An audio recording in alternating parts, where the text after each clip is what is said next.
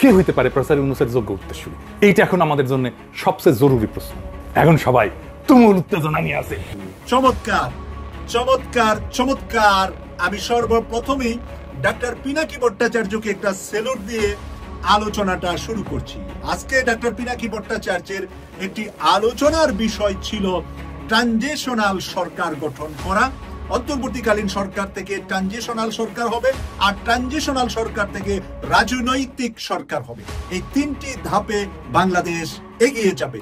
সুন্দর পরিকল্পনা দিয়ে সুন্দর আমাদের ভবিষ্যৎ গঠনের জন্য উনি একটি পরিকল্পনা দিয়েছেন বাংলাদেশের জনগণকে, বাংলাদেশের প্রত্যেকটা রাজনৈতিক দলকে এবং ডক্টর মোহাম্মদ ইউনূস স্যারকে এবং ইউনূস স্যারের বর্তমান অন্তর্বর্তীকালীন সরকারে যারা আছে তাদেরকে। সেখানে উনি যেটা বলেছেন যে এতদিন পর্যন্ত আমাদের অন্তর্বর্তীকালীন সরকার ছিল, এখন আমরা ট্রানজিশনাল সরকার তৈরি করব। বিএনপি, জামাত, হেফাজত, চরমুনাই এবং বিপিনুর সহ যতগুলা রাজনৈতিক দল 24-এর অভ্যুত্থানে ছিল, ছাত্র সমাজ ছিল, তারা সকলে মিলে আওয়ামী হাসিনার সাথে যারা ছিল তারা বাদ রেখে সবাইকে নিয়ে একটি ট্রানজিশনাল সরকার গঠন হবে। তার প্রধান থাকবে ডক্টর মোহাম্মদ ইউনূস, আর তার উপপ্রধান থাকবে বিএনপির ভারপ্রাপ্ত চেয়ারম্যান জনাব তারেক রহমান। বাংলাদেশের রাজনীতির প্রেক্ষাপট কখন যে কোথায় পরিবর্তন হয়, গেল 7 মাসে আমরা অনেক কিছু দেখেছি। এর মাঝখানে আজকে একটা আওয়াজ উঠছে। তবে আওয়াজের প্রথম অংশটা পিনাকি ভট্টাচার্য কিন্তু তুলেছেন। এরপরে আমি দেখলাম সার্জিসের একটা স্ট্যাটাস। দ্যাট মিন্স তাদের মধ্যে একটা কোঅপারেশন আছে, কানেক্টিভিটি আছে, আলাপচারিতা আছে। বিমস্টেক সম্মেলনে মোদি ইউনূসের বৈঠক নিয়ে চাঞ্চল্যকর তথ্য। পাচারকৃত অর্থ উদ্ধারের প্রচেষ্টা চালাচ্ছে বাংলাদেশ ব্যাংক। সংস্কার নিয়ে মুখোমুখি বিএনপি ও এনসিপি। এক পর্যায়ে তার বক্তব্যে আসে বাংলাদেশের প্রসঙ্গ। বলেন, গত বছর বাংলাদেশের তরুণরা এক আমূল পরিবর্তন সাধন করেছে। নতুন বাংলাদেশ ক্ষুধা, দারিদ্র ও বেকার মুক্ত হবে বলেও আশা তার।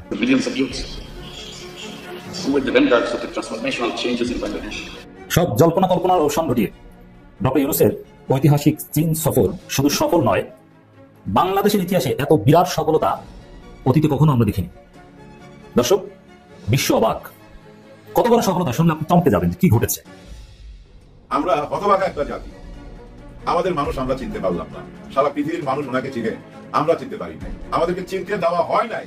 আমাদের সামনে ওনাকে তুলে ধরা হয়েছিল একজন ঘুষখোর হিসাবে। কত ভাগ্য খারাপ আমাদের। আমরা যদি আর 10টা বছর আগে ওনাকে পাইতাম, এই দেশ সত্যি সোনার বাংলা হয়ে যেত।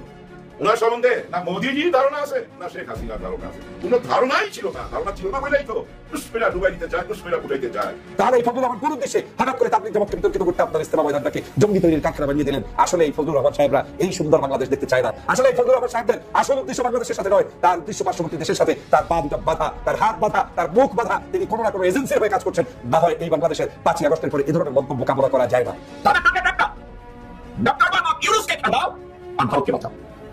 ভারত মরে যাচ্ছে। ডক্টর মোহাম্মদ ইউনূসের হাত এত লম্বা, 55,000 বর্গমাইলের বাইরে গিয়ে ভারতের টুটিটা চেপে ধরছে ডক্টর মোহাম্মদ ইউনূস। বর্তমান ইন্ডিয়ার স্ট্র্যাটেজি একটা, বিএনপিকে লেন্দুকদর্জি বানাবে এবং বিএনপিকে তারা একটা প্রেসক্রিপশন দিয়েছে, নির্বাচন। দেশের সামগ্রিক রাজনৈতিক পরিস্থিতি নিয়ে ডেইলি স্টার সম্পাদক মাহফুজ আনাম খুবই গুরুত্বপূর্ণ একটি বক্তব্য দিয়েছেন। তার এই বক্তব্যের মধ্যে কিছু ইঙ্গিত আছে এবং পরিষ্কার কিছু ভাষ্য আছে, তথ্যপাত্র আছে যে কোন ভুল পথে আমরা যাচ্ছি এবং এটা যে শেষ পর্যন্ত একটা বিপর্যয়ের দিকে ধাবিত হবে, এর ব্যাপারে তিনি সতর্ক বাণী উচ্চারণ করেছেন তার বক্তব্যে। আসসালামু আলাইকুম দর্শক, নতুন একটা নিউজে আপনাকে স্বাগতম। প্রিয় দর্শক, কে হতে পারেন প্রফেসর ইউনূসের যোগ্য উত্তরসূরি? নতুন আলোচনায় সরব বাংলাদেশ। তারেক রহমানকে উপপ্রধান উপদেষ্টা করে সর্বদলীয় সরকার গঠনের ঘোষণা দিলেন পিনাকি ভট্টাচার্য। 5 বছরের জন্য প্রধানমন্ত্রী ডক্টর ইউনূস। দেশজুড়ে একই দাবি উঠল। এদিকে মোদি ইউনূসের বৈঠক নিয়ে গোপনে কি হচ্ছে? সেনাপ্রধান জেনারেল ওয়াকার কি ক্ষমতায় বসতে চেয়েছিলেন? এই সকল গুরুত্বপূর্ণ প্রশ্নের উত্তর মিলবে আমাদের আজকের ভিডিওতে। ভিডিওটি শুরু থেকে শেষ পর্যন্ত ধৈর্য সহকারে দেখে একটি লাইক দিয়ে সবাইকে শেয়ার করে দিন। আমাদের চ্যানেলে নতুন হলে চ্যানেলটি সাবস্ক্রাইব করে পাশে থাকা বেল আইকনে ক্লিক করে রাখুন। আমাদের ভিডিওটি আপনি বাংলাদেশের কোন জেলায় বসে দেখছেন বা শুনছেন সেটি অবশ্যই কমেন্ট বক্সে কমেন্ট করে জানিয়ে দিতে ভুলবেন না। কে হইতে পারে প্রফেসর ইউনূসের যোগ্য উত্তরসূরি? এইটা এখন আমাদের জন্য সবচেয়ে জরুরি প্রশ্ন। এখন সবাই তুমুল উত্তেজনা নিয়ে আছে। কি হবেন প্রফেসর ইউনূসের উত্তরসূরি? চমকপ্রদ পরামর্শ দিয়েছেন লেখক, ব্লগার ও অনলাইন অ্যাক্টিভিস্ট পিনাকি ভট্টাচার্য। বিএনপির ভারপ্রাপ্ত চেয়ারম্যান তারেক রহমানকে অধ্যাপক ডক্টর মোহাম্মদ ইউনূসের যোগ্য উত্তরসূরি মনে করেন তিনি। কিন্তু কেন? তিনি কি সত্যিই সফল হবেন?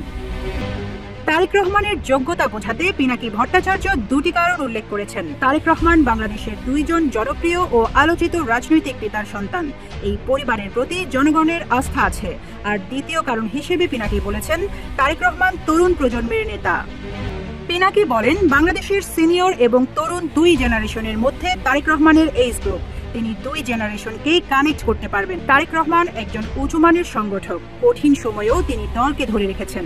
এসব পজিটিভ বৈশিষ্ট্য থাকার পরও পরবর্তী সরকার গঠন করে তার নেতা হলে বা পরবর্তী প্রধানমন্ত্রী হলে তারেক রহমান সফল হবেন কিনা তাতে সংশয় প্রকাশ করেন পিনাকি। পিনাকি ভট্টাচার্য প্রশ্ন তোলেন, তারেক রহমান পরবর্তী প্রধানমন্ত্রী হলে কি হতে পারে? বলেন, এরই মধ্যে তার দল বেপরোয়া হয়ে উঠেছে। 5 আগস্টের পর বিএনপি অনেক সন্ত্রাসী কর্মকাণ্ড চালিয়েছে বলে অভিযোগ আছে। তারা ভারতকে সামলাতে পারবে কিনা সে প্রশ্ন তুলেছে মানুষ। জুলাই আগস্ট বিপ্লব নিয়ে ছাত্রদের সঙ্গে সাধারণ জনগণের সঙ্গে বিএনপির দূরত্ব রয়েছে। বিএনপিতে তরুণ প্রজন্ম নেই, তারা তরুণদেরকে টানতে পারেনি। এছাড়া জাতীয় নেতা হিসেবে তারেক রহমান কেমন পারফর্ম করবে তা এখনো অনুমেয় নয় বলে মনে করেন পিনাকি ভট্টাচার্য। পিনাকি দাবি করেছেন, দেশের জনগণের একটি বিশাল অংশ মনে করে প্রফেসর ইউনূসের সরকার আরো দীর্ঘ সময় থাকা দরকার। কারণ জনজীবনে, অর্থনীতিতে দৃশ্যমান উন্নতি হয়েছে। এই সংকট থেকে উত্তরণের উপায় হিসেবে তিনি পরামর্শ দিয়ে বলেছেন, এই অন্তর্বর্তীকালীন সরকার থেকে একটি ট্রানজিশনাল সরকার করা যেতে পারে, যা থেকে রাজনৈতিক সরকারে উত্তরণ করা যাবে। পিনাকি ভট্টাচার্যের মতে, এই ট্রানজিশনাল সরকার থাকবে সাবেক প্রধানমন্ত্রী শেখ হাসিনার সময়কাল যতদিন ছিল ততদিন। এই সরকারে থাকবে বিএনপি, জামায়াত, চরমনাই, নূরের দল, গণ অধিকার পরিষদ, এনসিপি, বাম সহ সবাই, অর্থাৎ ফ্যাসিবাদ বিরোধী সব রাজনৈতিক দল। দলগুলোর শক্তি অনুযায়ী মন্ত্রিসভা পূর্ণ হবে। আর এই ট্রানজিশনাল সরকারের উপপ্রধান উপদেষ্টা কে হবেন সেই পরিকল্পনাও করেছেন পিনাকি ভট্টাচার্য। তিনি বলেন, তারেক রহমানই হবেন উপপ্রধান উপদেষ্টা। আর উপপ্রধান উপদেষ্টা হবে তারেক রহমান। বর্তমান উপদেষ্টা পরিষদের বেস্ট উপদেষ্টারা থাকবেন। এখন বলতে পারেন বেস্ট উপদেষ্টা কিভাবে নির্বাচন করবেন, এটা কিভাবে বাইর করা যাবে, এটা কঠিন কিছু না। সঙ্গে বর্তমান উপদেষ্টা পরিষদের বেস্ট উপদেষ্টারা থাকবেন। এটাই হবে সত্যিকারের জাতীয় সরকার। এই সরকার ব্যবস্থার মাধ্যমে আবার জাতীয় ঐক্য গড়ে তোলা সম্ভব বলে মনে করেন এই অনলাইন অ্যাক্টিভিস্ট। এছাড়া এই প্রক্রিয়ার রাজনৈতিক দল হিসেবে বিএনপির লাভ ক্ষতির হিসাবও তুলে ধরেন পিনাকি ভট্টাচার্য। বলেন, তারেক রহমান প্রফেসর ইউনূসের একটা মেন্টরিং পাবেন, যা তাকে ভবিষ্যতের জন্য গড়ে তুলবে। ডক্টর ইউনূসের সব নেটওয়ার্কের সঙ্গে তারেক রহমানের ইন্ট্রোডাকশন হবে। এতে জাতির লিডারশিপের একটা ধারাবাহিকতা পাবে। এছাড়া আন্তর্জাতিক রিলেশনে প্রফেসর ইউনূসের নেটওয়ার্কের একটা ধারাবাহিকতা পাওয়া যাবে। আর এতে তারেক রহমানের ইমেজ ক্লিন আপ হবে বলে মনে করেন তিনি। বলেন, পৃথিবী জানবে তাকে ট্রাস্ট করতেন প্রফেসর ইউনূস। আবার তারেক রহমানকে ব্যর্থতার পুরো দায়ও নিতে হবে না। আর এতে সবাই উপকৃত হবে বলে মনে করেন পিনাকি ভট্টাচার্য। থাইল্যান্ডের ব্যাংককে অনুষ্ঠেয় বিমস্টেক শীর্ষ সম্মেলনে ভারতের প্রধানমন্ত্রী নরেন্দ্র মোদীর সফরসূচিতে বাংলাদেশের অন্তর্বর্তী সরকারের প্রধান উপদেষ্টা ডক্টর মোহাম্মদ ইউনূসের সঙ্গে কোনো বৈঠক রাখা হয়নি। বিমস্টেক শীর্ষ সম্মেলনে মোদীর সফরসূচি নিয়ে এক সংবাদ বিজ্ঞপ্তি প্রকাশ করেছে ভারতের পররাষ্ট্র মন্ত্রণালয়। সংবাদ বিজ্ঞপ্তিতে জানানো হয়, শীর্ষ সম্মেলনের ফাঁকে আগামী 3 এপ্রিল থাইল্যান্ডের প্রধানমন্ত্রী পেতংতার্ন সিনওয়াত্রার সঙ্গে প্রধানমন্ত্রী মোদী দুই দেশের দ্বিপক্ষীয় সম্পর্ক পর্যালোচনার জন্য বৈঠক করবেন। থাইল্যান্ড সফরে এটি মোদীর একমাত্র দ্বিপক্ষীয় বৈঠক। সম্মেলনে যোগ দিতে থাইল্যান্ডে যাচ্ছেন ইউনূস ও মোদী। সেখানে দুই নেতার মধ্যে বৈঠকের ইচ্ছা জানিয়ে দিল্লিকে বার্তা দিয়ে চিঠি পাঠিয়েছিল ঢাকা। ওই চিঠির প্রতি উত্তর এখনও জানায়নি দিল্লি। বঙ্গোপসাগরীয় অঞ্চলের 7 দেশের অর্থনৈতিক সহযোগিতা বিষয়ক জোট বিমস্টেকের 6ষ্ঠ শীর্ষ সম্মেলন হবে আগামী 4 এপ্রিল। শেষ পর্যন্ত ব্যাংককে বিমস্টেক নেতাদের টেবিলে অধ্যাপক ইউনূসের সঙ্গে দেখা হবে ভারতের প্রধানমন্ত্রী নরেন্দ্র মোদীর। পররাষ্ট্র সচিব জসিমউদ্দিন মঙ্গলবার এক সংবাদ সম্মেলনে বলেন, আমরা যে কোনো দেশের সঙ্গে শীর্ষ পর্যায়ের যে বৈঠক, সেই বৈঠককে আমরা গুরুত্বপূর্ণ মনে করি এবং ভারতের সঙ্গে আমাদের সম্পর্কের বর্তমান যে প্রেক্ষাপট, সেই প্রেক্ষাপটে এই বৈঠকটিকে আমরা গুরুত্ব দিয়ে দেখছি। তিনি বলেন, আমরা আশা করি যে যদি এই বৈঠকটি অনুষ্ঠিত হয় তাহলে আমাদের দ্বিপক্ষীয় সম্পর্কে যে স্থবিরতা, সেটা কেটে যাওয়ার সম্ভাবনা আছে। এর আগে সেপ্টেম্বরে জাতিসংঘের সাধারণ পরিষদের অধিবেশনের ফাঁকে ইউনূস মোদীর বৈঠকের কথা উঠেছিল, কিন্তু শেষমেশ তা হয়নি।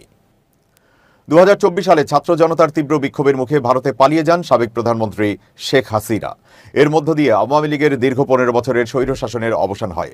নাটকীয় এই পরিবর্তনের পর বাংলাদেশ ব্যাংকের গভর্নর হিসেবে নিযুক্ত হন ডক্টর আহসান এইচ মনসুর। হাসিনার আমলে রাজনৈতিক ও ব্যবসায়িক অভিজাতদের বিদেশে পাচার করা বিপুল অর্থ দেশে ফেরত আনতে জোরালো প্রচেষ্টা শুরু করেছেন তিনি। 28 March Bangladesh up against time to find stolen billions, central bank governor শিরোনামে একটি প্রতিবেদন প্রকাশ করেছে অনলাইন আল জাজিরা। সংবাদ মাধ্যমটির ইনভেস্টিগেটিভ ইউনিটকে দেয়া এক সাক্ষাৎকারের ভিত্তিতে প্রতিবেদনটি প্রকাশ করা হয়েছে।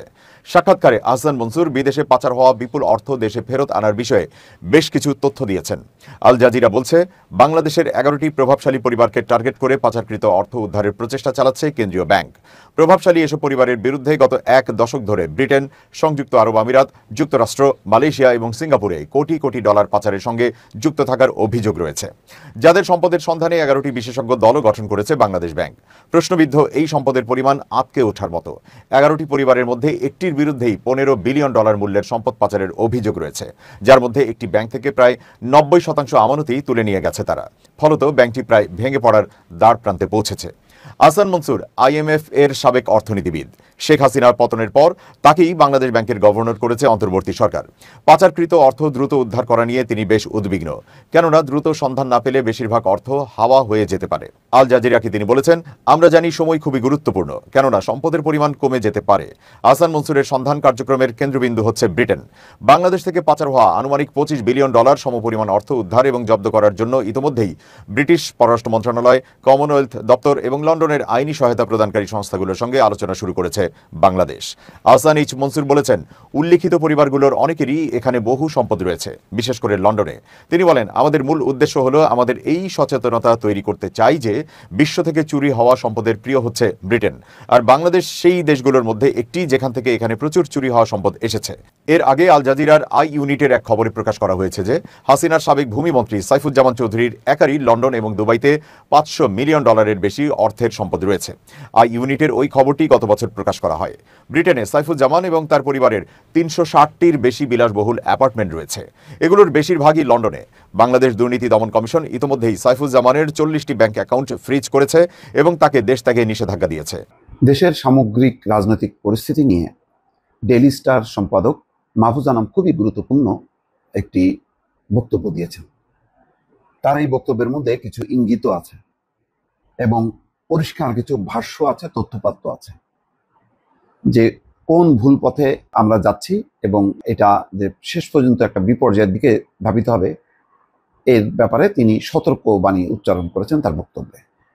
তার এই লেখার বা মতামতের মূল শিরোনামটা হচ্ছে, স্থিতিশীলতাই এখন সবচেয়ে জরুরি। কি বলেছেন তিনি বলছেন যে সাম্প্রতিক বেশ কিছু ঘটনায় এই ভয় তৈরি হচ্ছে যে আমরা নিজেরাই নিজেদের অবস্থান দুর্বল করছি। সবচেয়ে ক্ষতিকর ঘটনা ঘটেছে সশস্ত্র বাহিনী, বিশেষত সেনা প্রধানকে ঘিরে। গত কিছুদিন থেকে দর্শক নিশ্চয়ই খেয়াল করেছেন, সেনা প্রধানকে নিয়ে একের পর এক লাগাতার একটি বিতর্ক, যেটা হাসনাত আব্দুল্লাহ তৈরি করেছে। কিছুদিন ধরে সামাজিক যোগাযোগ মাধ্যমে ইনফ্লুয়েন্সারদের একটি মহল সেনাপ্রধানকে ঘিরে আক্রমণাত্মক প্রচারণা চালাচ্ছেন এবং তার অপসারণ দাবি জানাচ্ছেন। কারণ হিসেবে দাবি করা হচ্ছে তিনি ক্ষমতাচ্যুত সরকারের সময় নিয়োগ পেয়েছিলেন, অর্থাৎ শেখ হাসিনার আত্মীয় হিসেবে তিনি নিয়োগ পেয়েছিলেন। প্রাতিষ্ঠানিক পদে নিয়োগ দেওয়া যে কোনো সরকারের নৈমিত্তিক কার্যক্রমের অবিচ্ছেদ্য অংশ। কাজেই শুধু জুলাই গণঅভ্যুত্থানের আগে নিয়োগ পেয়েছিলেন বলেই সেটাকে প্রশ্নবিদ্ধ করা উচিত নয়, বিশেষ করে সশস্ত্র বাহিনীর মতো জাতীয় নিরাপত্তা রক্ষাকারী প্রতিষ্ঠানের ক্ষেত্রে। আচ্ছা, তারপরেও প্রশ্ন তোলা যায়, কিন্তু এই ওয়াকারুজ্জামান বিন্দুমাত্র চেষ্টা করেছে? যখন নাকি দুপুর পর্যন্ত লড়াই করছিল পুলিশ ছাত্র জনতার বিরুদ্ধে, সেনাবাহিনী লড়াই করেছে? সেনাবাহিনী বরং তখন ছাত্র জনতা সেনাবাহিনীর ট্যাঙ্কি উঠে উল্লাস করছে, সমস্ত অবরোধের রাস্তাগুলো খুলে দিয়ে বলছে যে ঢোকো, সমর্থন দিয়েছে। তাহলে সেনাপ্রধানের ভূমিকা পুলিশের মতন কেন ছিল না? তখন সেনাপ্রধান কে ছিল? সুপ্রিম কমান্ড ছিলেন তখন জেনারেল ওয়াকারুজ্জামান নিজে। তার আগে যে ক্যান্টনমেন্টে বৈঠক করেছে, সেই বৈঠকের সুর কি ছিল? এটা কি শেখ হাসিনার পক্ষের? এটা সবাই জানে এই ইতিহাসগুলো। এখন এই ইতিহাসগুলো উল্টে দেওয়া হচ্ছে, খুবই দুঃখজনক। সাম্প্রতিক এই বিতর্কের সূত্রপাত হয় গণঅভ্যুত্থানের নেতৃত্ব দেওয়া অন্যতম ছাত্রনেতা হাসনাত আব্দুল্লাহর ফেসবুক পোস্ট থেকে। তিনি গত 21শে মার্চ ফেসবুক পোস্টে 11ই মার্চ সেনাপ্রধানের সঙ্গে হওয়া একটি বৈঠকের বিষয় লিখেছেন। যেখানে সেনাপ্রধান নাকি বলেছিলেন ছাত্র জনতার উপর সংগঠিত নৃশংসতার দায় স্বীকার, অপরাধ এবং দুর্নীতি এবং ক্ষমতার অপব্যবহারকারীদের বহিষ্কার করে রিফাইন্ড আওয়ামী লীগকে আগামী নির্বাচনে অংশগ্রহণের সুযোগ দেওয়া যেতে পারে। হাসনাত তার পোস্টের মাধ্যমে সেনাপ্রধানের এমন প্রস্তাব প্রত্যাখ্যান করেন এবং বিষয়টি সামাজিক যোগাযোগ মাধ্যমে তুলে ধরায় স্বভাবত ব্যাপক আলোচনা সমালোচনা শুরু হয়। এর ফলে নানা প্রশ্ন উঠেছে, যার মধ্যে অন্যতম হয়েছে যে ঘটনা 10 দিন পর কেন এই প্রসঙ্গ তোলা হলো, কেন এই বক্তব্য দলীয় প্ল্যাটফর্মের বদলে হাসনাতের ব্যক্তিগত ফেসবুকে দেয়া হলো, কেন দলের সহকর্মীদের সঙ্গে আলোচনা না করে এমন পোস্ট দেওয়া হলো।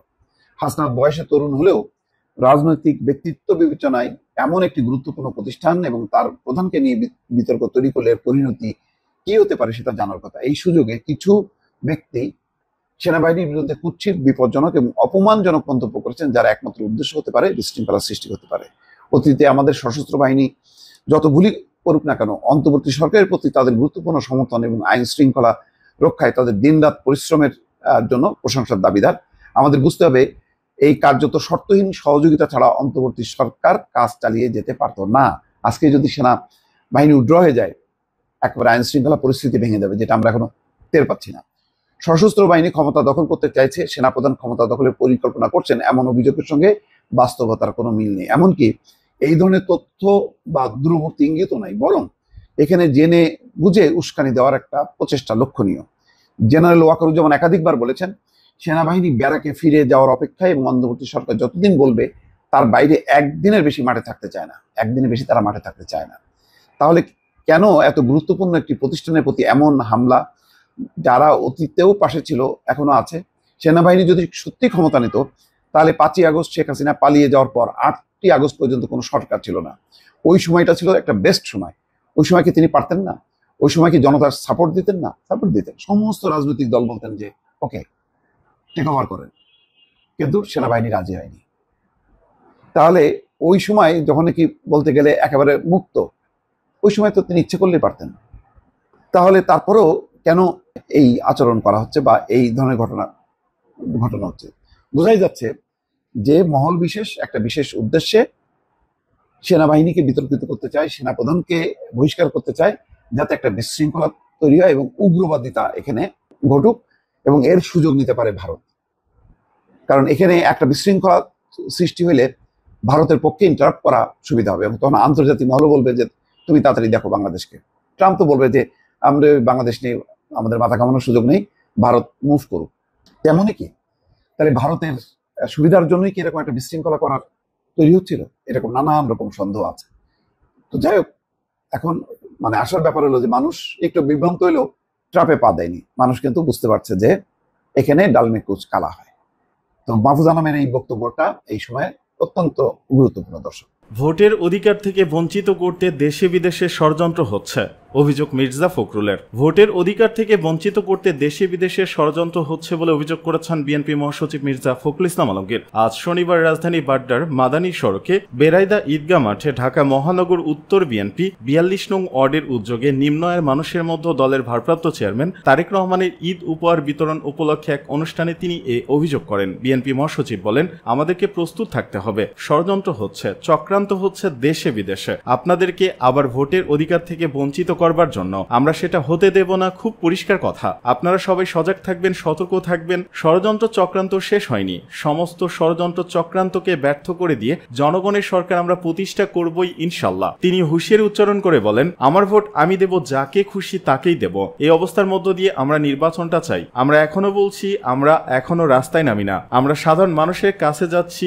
এই ঈদ সামগ্রী নিয়ে, ইফতার সামগ্রী নিয়ে, তাদের সুখ দুঃখে তাদের পাশে গিয়ে দাঁড়াচ্ছি। কিন্তু আমাদের স্বার্থে যদি, জনগণের স্বার্থে যদি কোনো বিঘ্ন সৃষ্টি করা হয়, তাহলে বিএনপি আবার মাঠে নামবে। মাঠে নেমে তারা দাবি আদায় করে নিতে জানে। আমি কথাটা বলছি এজন্য যে আমাদেরকে প্রস্তুত থাকতে হবে। দেশে বিদেশে ষড়যন্ত্রের কথা উল্লেখ করে মির্জা ফখরুল বলেন, খুব পরিষ্কার কথা, যে যেখানেই থাকেন, সেই ইউনাইটেড স্টেটে থাকেন, ফ্রান্সে থাকেন আর আমেরিকায় থাকেন, আর সেখান থেকে মানুষকে উত্তেজিত করবার চেষ্টা করেন, বিভাজন সৃষ্টি করবার চেষ্টা করেন, আমরা মানুষের সঙ্গে আছি, আমরা মানুষের সঙ্গে থেকে রাজনীতি করছি। সুতরাং আমাদেরকে কেউ বিপথে পরিচালিত করতে পারবে না। বাংলাদেশের মানুষকেও কেউ বিপথে পরিচালিত করতে পারবে না।